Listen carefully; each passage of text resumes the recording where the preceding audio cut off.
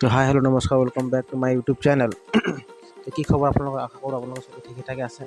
এই ফ্লিপকাৰ্টৰ মানে বস্তু এটা আহিলে, মানে অৰ্ডাৰ কৰিছিলোঁ, এসপ্তাহ হৈ গ'ল অৰ্ডাৰ কৰিছিলোঁ। আজি আহিছে বস্তুটো আপোনাৰ ওচৰতে আনবক্সিং কৰিব লৈছিলোঁ। ইউটিউব বনাওঁ যে লগো মাইক এটা অৰ্ডাৰ কৰিছিলোঁ, সিহঁতে আনবক্সিং কৰিব লৈছোঁ। আৰু আপোনালোকে ভিডিঅ' বনাওঁতে মানে অসুবিধা হয়, চাউণ্ডকেইটা মানে যে